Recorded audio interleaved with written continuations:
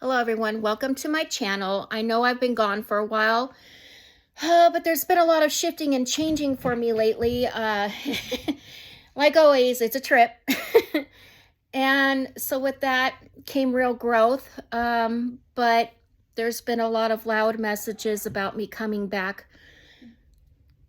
to the surface for everyone, and I wasn't comfortable with it before. I am terrified, and I am still still dealing with the being uncomfortable about being in stage. It's just been something I've always been afraid of since I was a little girl.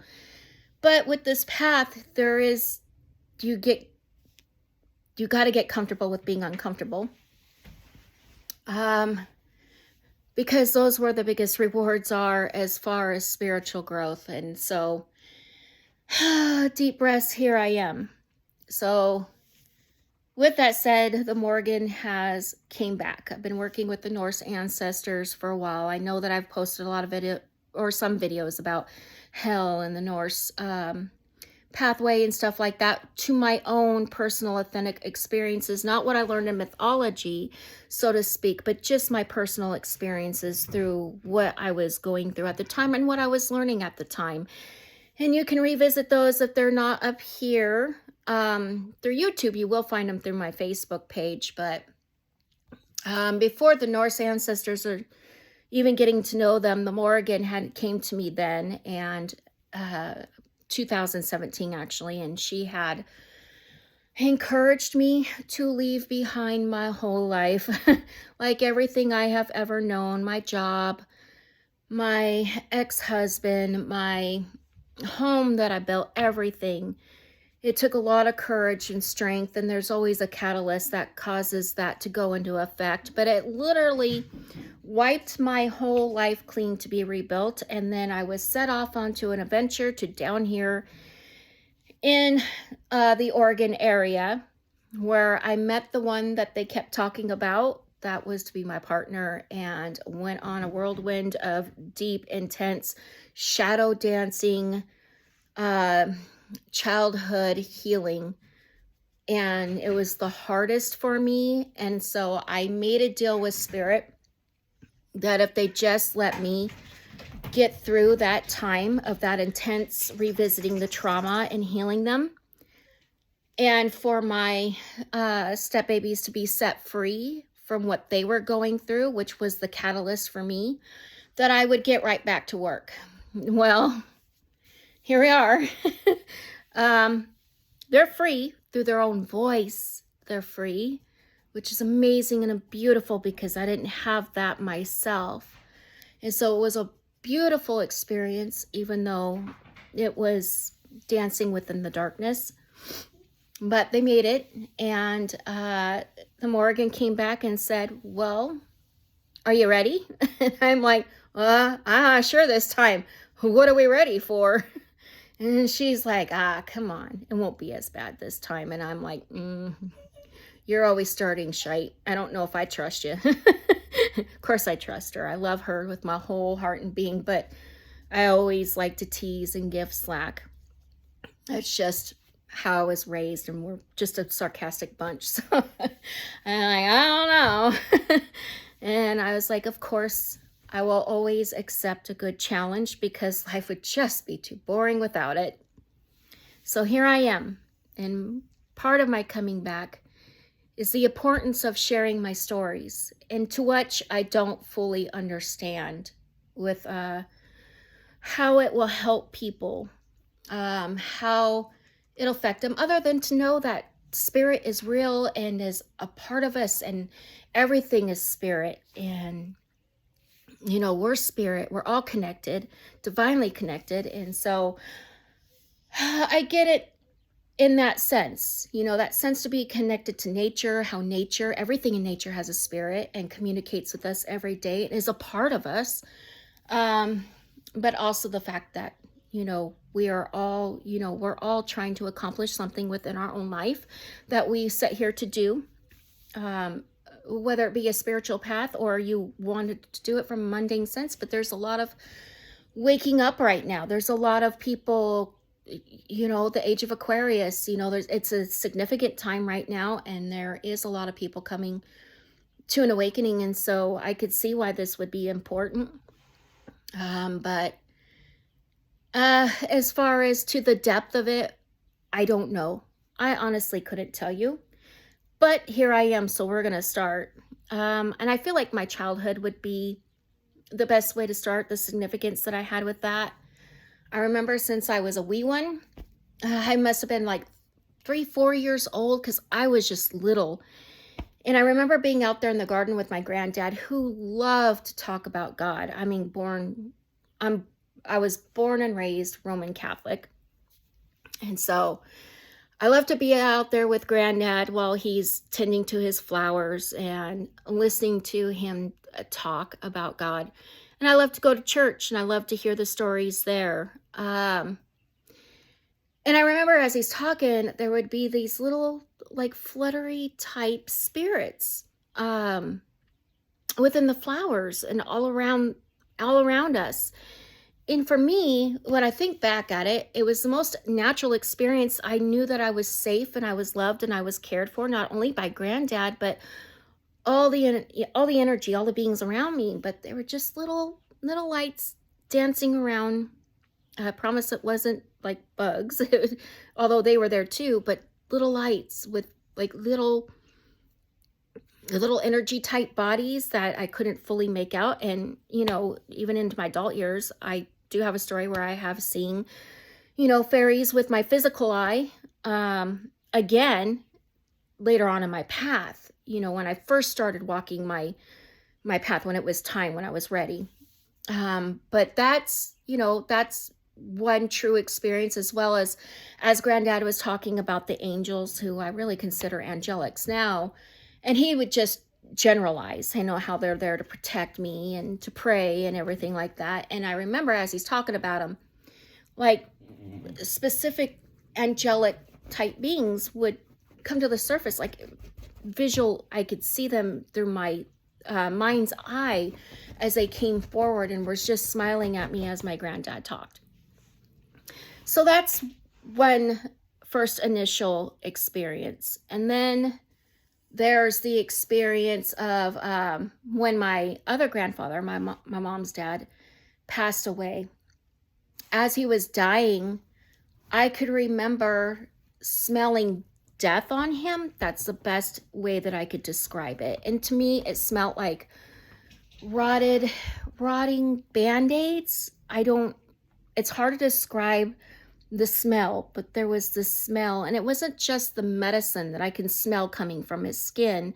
I mean, at 7 years old, I think back how, receptive that I was with that. But I just remembering what that was, and it made me kind of scared at the time, because I knew that I was going to lose my grandfather. And then I remember being at the apartment with my mom and my sister, and we were watching Winnie the Pooh, and my mom got a phone call, and she got the phone and she said, "Jenny, I want you to watch your sister and continue watching Winnie the Pooh. I need to go to my room for a moment."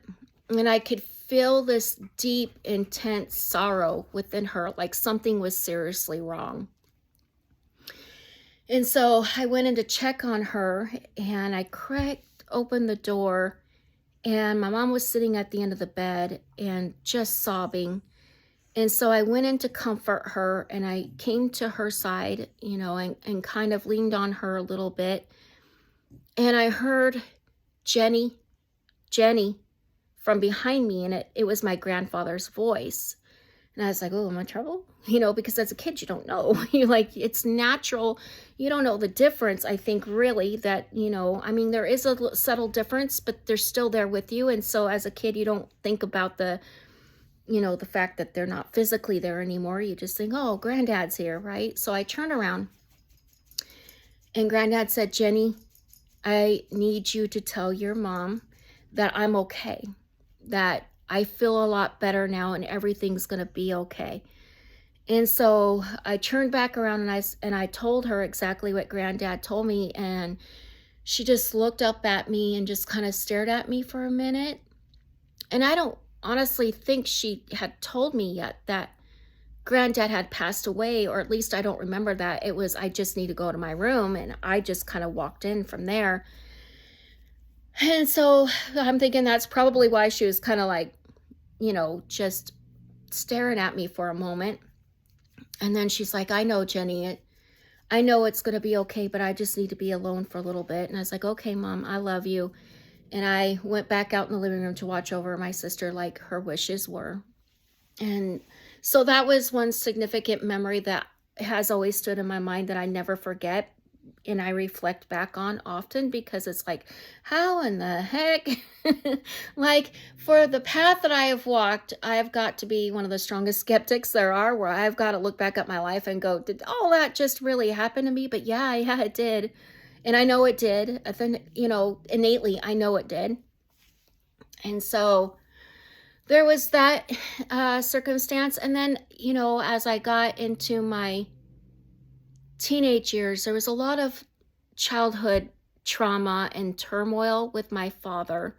So there was that going on. And then, I was like 12, 13, and I was hanging out with a lot of my friends just to kind of stay out of my dad's hair and try to stay as safe as I possibly could.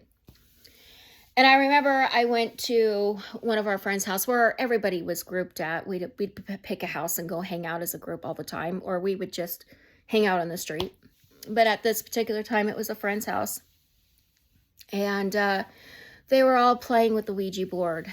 And, being Catholic, I was not touching that thing. In fact, as I walked to the door, I stayed right there at the door, because I'm thinking, oh no, I don't want to get involved in this. You all go ahead, do your thing, but I'm not. And so I'm watching them, and the board starts going crazy. It starts flying around, and it says, Jenny, I know you can see me, Jenny. I know you can feel me. And honestly, when I walked through that door, hairs were on end. I was freaking out. I just felt that, all the alarms going off, like this ain't right. And there was a woman who encouraged this Ouija board event. My friend's mom had let one of her coworkers stay with her for a while because she was down on bad luck. And so she was there and had encouraged this Ouija board, session with all these kids. And there was alcohol there. So for me, trying to be the good girl, good Catholic girl, as I was raised to be, I was really on edge, and I was kind of feeling sick to my stomach then. And then I thought, my friends are messing with me like they always do, because, I was the blunt of a lot of jokes, because I was kind of that weird child that was, there was a lot going on within me and within my home life, whereas, I was kind of in the shadow, so to speak, within the group. And I definitely was the black sheep, because I was are you sure we should be doing this kind of girl, because of the way I was raised. And I just remember thinking, they're messing with me, and they're just trying to scare me because they know my background. And my grandma lived in the same neighborhood, and they all know my grandma, so they're just messing with me. And then the Ouija board said something to the effect of my best friend's boyfriend liking me. And his face turned 3 shades of red, kid you not. And then I started paying attention, because I was like, okay, this is something that he would not want me to know. And his fingers were on that partial, I don't know. I've never touched a Ouija board, even to this day. Pendulums, everything else, yes, but I'm not against Ouija boards. I just want to put that out there. I have gotten enough experience and have worked with different healers, and knowing that if it's done correctly and with a lot of responsibility and accountability for your actions, it is actually just another tool, but is often used incorrectly. And, a lot of people go to them trying to reach out. So with that said, I just wanted to put that out there. But, and however, in this circumstance, um, watching his face turn red and then my best friend's face kind of being like, oh, what's this about? You know, and the shocking look on the other friends' faces, whether it be the guy friends or the girls that were sitting at the table, just like, oh, I was like, okay, this is not just them teasing me. They would not do this. There is no way that my best friend would be a part of something like this. Like, she was very territorial, as most girls are at that age, I guess. And the embarrassment look on his face, I knew that this was not something that wanted to be exposed, yet the board was exposing it. And I could see like different spirits around the room, but there's times when you just don't want to see things. But after that incident, they put down the board because of course nobody wanted to play after that. And there's the whole fear of, oh, I've been possessed by something, as one of the other friends was saying. And I'm like, no, you're just normally this way. Did you not know? That's what I was thinking at the time. I was like, oh, you didn't know this. Okay. But whatever you want to say about it, that's fine. But that's a whole nother story. But after they put the board away, the woman who was sitting there said, Jenny, can I talk to you a minute? And so she pulled me out to her trailer that was parked in their front yard, or side yard, I'm sorry. And she said, you have a really big, strong gift.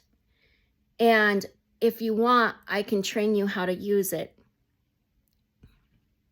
And that's when I really started getting sick to my stomach. And I was like, no, I believe in Jesus. And she's like, I believe in Jesus too. And I'm thinking, yeah, but do you love him? Catholic girl, what are you going to say? Like, I knew that this was wrong, or felt wrong to me at the time. And so I'm freaking out. I'm like, no. And she's like, well, I'm always here if you want to, talk to me. And I went home after that. I ran home, actually, and I started drawing crosses all over my walls. Yes, terrified little girl who's been energetically bombarded with huge, intense, heavy type energy that I couldn't explain at that time. All I knew is that everything felt wrong to me, and I was scared. And so I drew with chalk on my walls, which I got in so much trouble for with my dad, but I drew him to protect myself. And then my dad had seen it, and he's like, what is wrong with you? And he kept saying I was crazy and stuff like that. And I tried to explain the Ouija board incident, and he wasn't listening to, but his sister, my aunt, she was there at the time. And she said, you need to knock it off and just go in the other room, and I'll talk to her. And she knew, she just knew. And she said, Jenny, I know what you're going through. And it's like family members would explain things to me to a point, but not to the full understanding that I had needed to understand myself. And I don't think they really knew, other than they knew how much I loved God. And so they probably figured, well, with the way she is, we could see a little bit of this happening. I don't know. I can't honestly speak for them, but I try to make sense of the unusual times that I've had with my family at these moments, and so I explained to her everything. And so she said, okay, well, if you're feeling unsafe and like you need protection, just say, be gone in the name of Jesus. I said it countless times a day, for several days, until I felt like I was okay again, because that energy was so heavy and intense that even that night I had a dream that girl was, trying to choke me because I wouldn't go with what she wanted, whatever that was, because I didn't even fully understand at the time. So yeah, that was one really intense experience. And then I remember being on a trip to underground Seattle, And you want to talk about heavy energy. I mean, there's pools of different types of energy, but the main thing that I felt was the sense of um,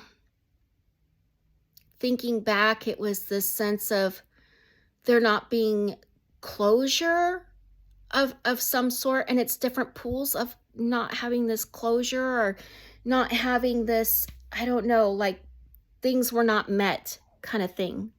Things were not met, and there was questioning about one's lives, I guess, is that energy. And especially as I got towards the end of the tour, I by the end of it, by being underneath there for a while, I was feeling so sick to my stomach. Like it was just, and it wasn't the atmosphere that made me sick. It was this overwhelming, uncomfortable energy is the best way that I could explain it. Although as a kid, I'd probably just explain it as I'm not feeling right. I'm not feeling good. Because you don't know.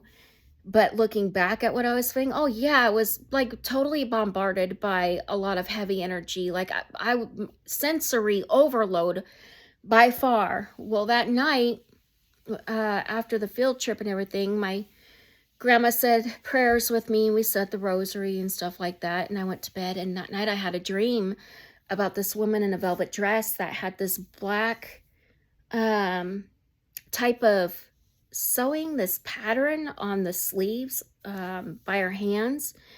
And she had dark hair, and we were underground Seattle in my dream, and there was this bicycle, this new age bicycle of that time. It was like 80s.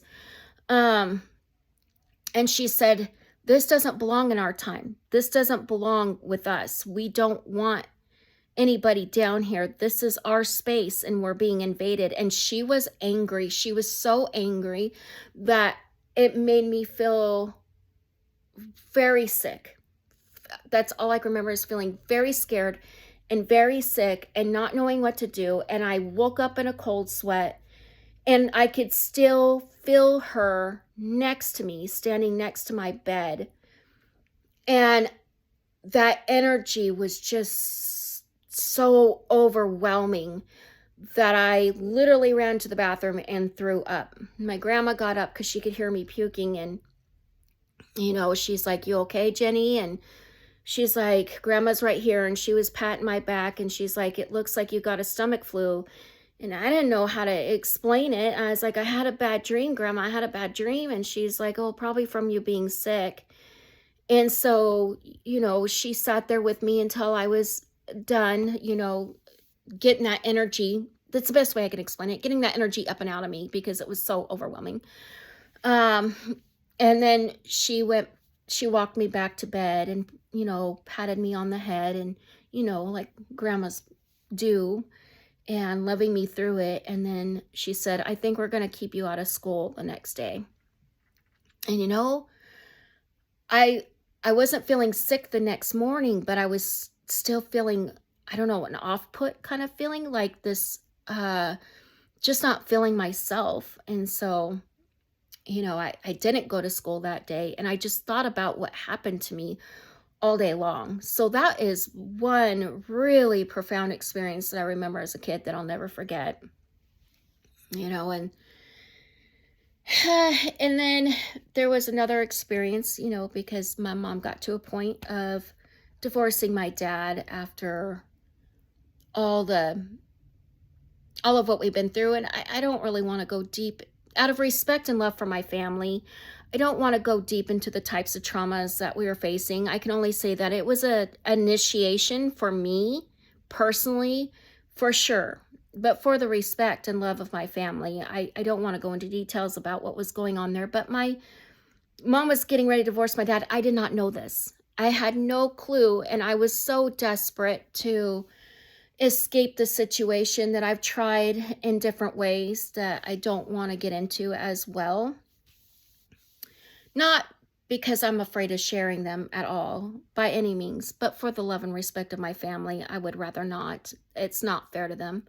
And so, but the wanting to escape and feeling that I was the cause of everything, and that it would be better if I wasn't, wasn't there because I was making things harder on my mom and my sister. And obviously my dad didn't love me, right? I mean, the typical what you would go through kind of thing. And I was at my breaking point, and I was in my room and I was bawling and I was praying, please God, let me talk to my granddad, because I had heard that my granddad wouldn't have let any of what happened to me, that he would have protected me. And so, cluing in, I was like, please God, let me talk to my granddad. And I was like, Granddad, I just want to leave. I don't want to be here. I want to go. And that night, because I fell asleep crying, that night I had a dream, and it was me and Granddad, and we were riding in a white Jeep, which I found out later, by the way, was a Toyota. But to me, as a kid, it was like a Jeep. So we went for a ride in a Jeep, and I was like, where are we going, Granddad? He's like, we're going to go fishing, because I never got to take you fishing. And I was like, okay. I was like, this sounds like fun. I've never gotten to spend time with you, like this before. And as we're riding through the mountains, Granddad says to me, Jenny, it's going to be okay. You're at the end of this now. You're coming through the other side. Your mom's going to leave your dad, and you're going to be free from this. No more pain, okay? So just hang tight, because your mom's working this out now, but it's going to be okay. Granddad promises you. And so we never did make it fishing, because I woke up shortly after that, but the message was there. And, the dream, it made me feel so hopeful and so excited, and just to be with Granddad, because I just knew I was with Granddad. You could feel it. You can just feel it, and I can't explain how you can feel it, but you just know. But I remember feeling so excited, and I ran into my mom's bedroom when I got up, and I started jumping on the bed. I was like, Mom, guess what? And she's like, Jenny, I've been working all night. What's going on? Is everything okay? And I was like, yeah, I'm so excited. I got something to tell you. And she's like, what's that? And I was like, Granddad says that we're not going to be with Dad much longer. He says that you're working on it. And she went straight up. She was no longer in between sleep and wake period at that moment. She just went whoop, and she was like, where did you hear that from? And I was like, Granddad told me. He told me in my dream that we're not going to have to be around Dad no more, that, I'm not going to have to worry about being hurt. And he was taking me fishing, and we were riding with his Jeep. And she's like, honey, Jenny, wait, what did his Jeep look like? And I was like, oh, it was white. I was like, it was a white Jeep. We were going up the mountainside, and she stopped. She's like, and I can hear her say, there's no way she would have known that. She was just a baby at the time. And she's like, okay, I'm going to tell you something if you promise not to tell anybody. And that is that, yes, we're going to go and stay with family for a bit until I get on my feet and we're getting out of this situation. But you can't say anything because I haven't talked to your dad yet. And so I said, okay, I promise I won't. And I didn't. Try to keep promises, right? And especially ones that that might be, you just have a feeling. Even as a kid, you may not know the full circumstances, but you got a good feeling of what might be detrimental and what might not. And it wasn't long after that we did leave, and then I went and stayed with my uncle for a bit, because I didn't feel comfortable going with my mom and sister at the time. I felt safe with my great uncle. I mean, it was the same family. This was all my dad's uncles, and they were helping my mom and us kids out. But it's not that I didn't feel safe with my other uncle, because they were both so very loving. It's just that my other uncle and my cousin, I was really close with my cousin.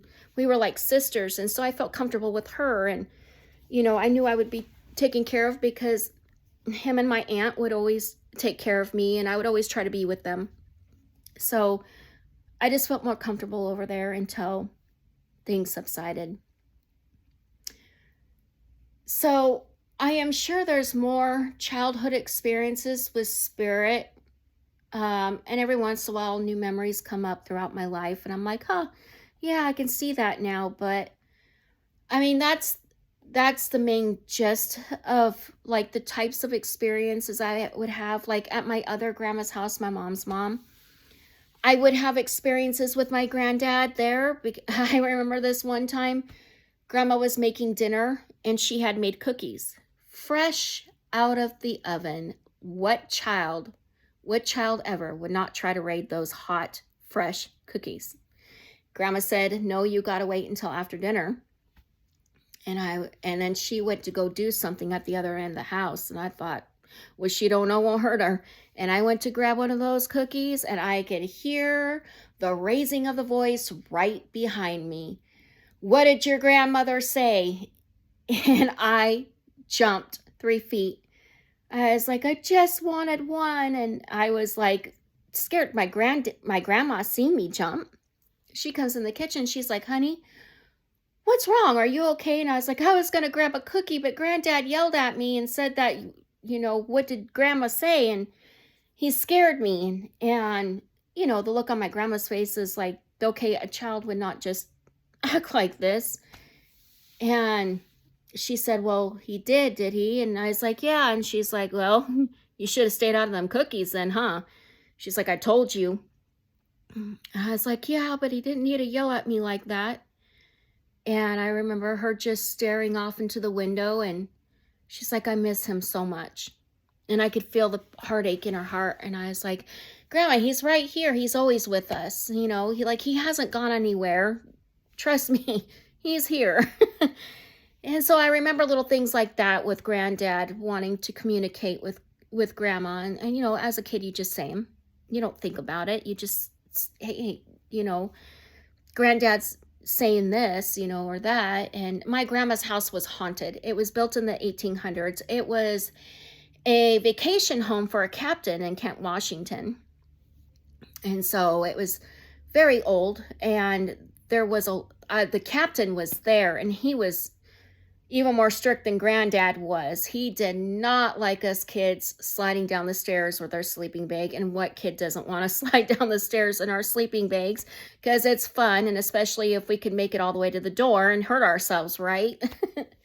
So, while my cousins couldn't hear what was going on, I could hear the captain saying, knock that racket off, and shouldn't be sliding down those stairs. And so I remember little things like that. And then I remember mirrors have always been a nightmare for me ever since I was a child, because my grandma had 2 antique mirrors. And I can spot in a portal hole from a mile away, because my grandma had little portal holes all over her mirror, and the reason how I know what it was, not from that experience when I was a child, but the experience that came later on when I was actively walking my path, which we will get into that. But I think about the mirror incidents, and there would be faces that would come through the mirror, and they'd call me. They'd be like, Jenny, come talk to me. And I was like, no. And I'm running. So ever since I was a kid, I remember always being afraid of being in the dining room alone where my grandma's mirror was. And there was also one in the doorway that was antique as well, that, faces would come through, and I was always running through my grandma's house. And especially if nobody was inside, because after Granddad died, my grandma remarried, and that machine shop went from machine shop to painting shop.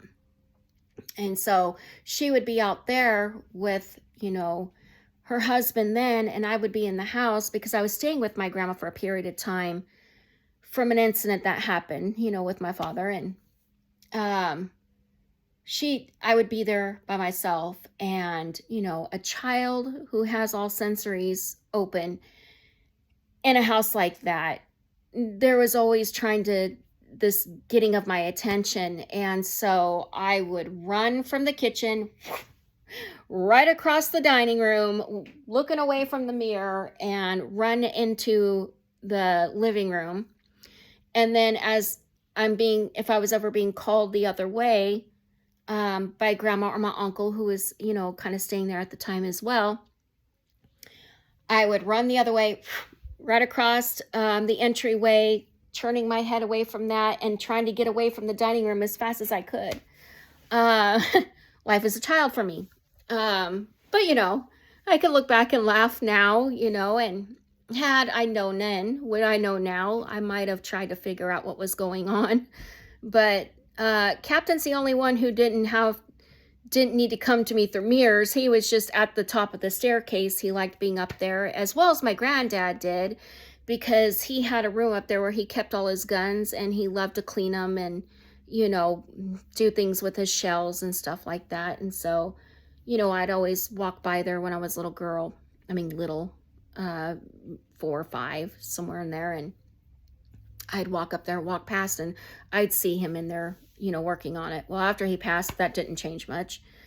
And so the story about Granddad and I gets a little bit more evolved later on within my path, but definitely that's what I remember as a child. Again, I am sure there are many other little experiences, but those are the most profound ones that have happened in my life.